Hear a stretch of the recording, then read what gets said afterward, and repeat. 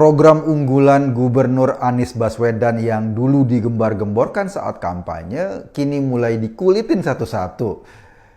Sejak awal saya sih nggak terlalu percaya program-program itu bisa berjalan. Isinya mirip bungkus ciki, tampilannya doang yang gede, isinya kebanyakan angin. Program rumah DP 0% misalnya. Dari target 232.000 unit rumah yang akan dibangun Anies pada tahun 2017 sampai 2022, mau tahu nggak? Yang baru terrealisasi cuma 1.000 unit. Nggak sampai 1%, padahal sekarang udah tahun 2021. Bahkan dari 1.000 unit yang sudah ada, yang dihuni paling cuma 200-an unit. Coba lihat deh, apartemen Pondok Kelapa. Kini mirip rumah hantu, kosong melompong. Kegagalan program ini ditambah lagi dengan kasus korupsi. KPK sudah menjadikan Direktur Saranajaya sebagai tersangka. Duit 270 miliar untuk pengadaan tanah, nggak jelas juntrungannya. Pemiliknya belum sepakat, tapi duitnya udah dibayarkan oleh Saranajaya ke calo.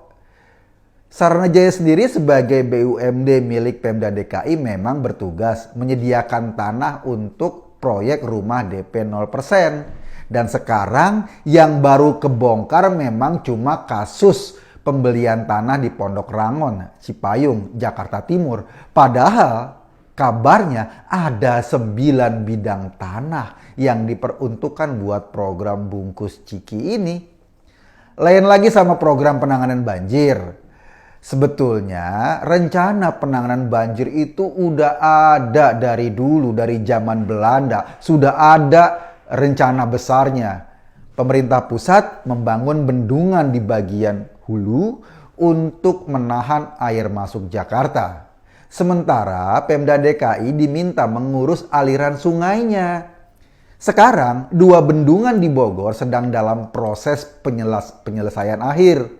Lokasinya di Sukamahi dan di Ciawi. Terus gimana pengurusan sungai yang memang menjadi tanggung jawab Pemda DKI? Inilah masalahnya. Waktu zaman Ahok, sungai-sungai di Jakarta sudah ditangani dengan cara menormalisasi. Caranya gimana? Ya pinggiran kalinya dibeton, dibuatkan jalur inspeksi di kiri kanannya. Untuk membuat jalur inspeksi kan ada penduduk yang di pinggir kali itu ya dipindahin. Dari 33 km aliran sungai di Jakarta, Ahok sudah menyelesaikan 16 km. Nah, sekali lagi, waktu itu masyarakat yang tinggal di pinggiran kali direlokasi ke rumah susun oleh Ahok. Rumah susun sewa. Harga sewanya ada yang cuma 180.000 sebulan. Lengkap dengan furnitur yang memang sudah disiapkan. Ahok berganti, Anies datang. Tiba-tiba Anies menolak normalisasi. Ia mau melakukan naturalisasi. Idenya dengan tidak membeton pinggiran kali, tapi maunya tetap dibiarkan natural. Masalahnya, rencana Anies ini membutuhkan pinggiran kali yang melandai. Kalau melandai maka butuh lahan yang di kiri kanan kali itu luas banget atau panjang banget. Sedangkan kali-kali di Jakarta pinggirannya udah padat penduduk. Jika Anies mau melakukan naturalisasi, ia harus membebaskan tanah jauh lebih luas lagi. Warga yang dipindahkan lebih banyak. Tetapi gimana cara mindahinnya? Wong kalau mau menghuni rumah DP 0%, mereka kudu bergaji 7 juta. Anehnya, dalam Pergub DKI nomor 31 tahun 2019 tentang pembangunan dan revitalisasi prasarana sumber daya air dengan konsep naturalisasi, ada klausul begini, bahwa revitalisasi dengan konsep naturalisasi itu dilakukan dengan syarat kalau lahannya tersedia. Kalau lahannya nggak tersedia gimana? Ya udah nggak usah kerja. Pergub itu didramatisir oleh Dinas Sumber Daya Air dengan ketentuan teknis bahwa turap beton nggak bisa lagi digunakan. Harus menggunakan turap bronjongan yang dilandai atau yang melandai selebar 12 meter. Lantas Dalam Pergub itu ada jalur hijau menahan erosi dan jalan inspeksi. Kalau harus memenuhi kaidah ini, sempadan dan badan sungai Ciliwung lebarnya paling kurang harus 75 meter. Ya jelas nggak ada tanah nganggur selebar itu. Jadi Pergubnya Anies ini seperti pembenaran bagi Anies untuk tidak melakukan apapun di Kali Ciliwung, Kali Krukut, Kali Pesanggerahan. Kenapa? Resikonya kalau hujan deras ya Jakarta tetap banjir. Oh, nggak ada aksi sama sekali untuk membereskan kali-kali itu. Lucunya jualin Yusuf sebagai Kadin SDA Pemda DKI yang sudah pasang badan buat program yang aneh itu sekarang dicopot pas ketika Jakarta banjir. Memang dasarnya nggak mau dikerjakan menyelesaikan banjir, tapi yang jadi korban adalah kepala dinasnya. Menteri PUPR Basuki Hadimulyo saja sampai sekarang puyeng ngadepi rencana Anies yang nggak jelas tentang naturalisasi ini. Ia mengaku nggak ngerti konsep naturalisasi yang dimaui Anies. Basuki sudah berkali-kali minta penjelasan soal teknis, tapi hasilnya bodong, cuma selembar atau cuma sesumbar di atas kertas doang. Belum lagi ada PR lama yang juga nggak selesai soal sodetan Kali Ciliwung yang sebetulnya tinggal beberapa ratus meter lagi. Kenapa perlu disodet?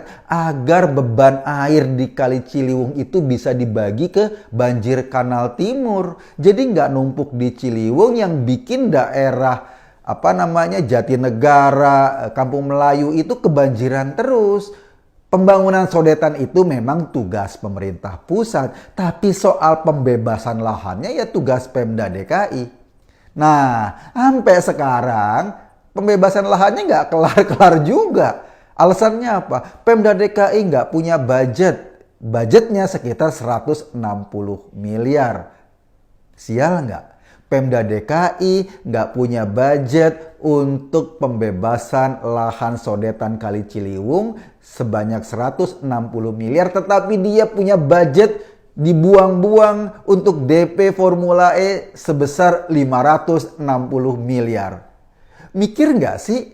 Masa buang-buang duit untuk kegiatan yang nggak ada manfaatnya bisa dilakukan, tapi membebaskan lahan untuk sodetan Kali Ciliwung ngakunya nggak punya duit.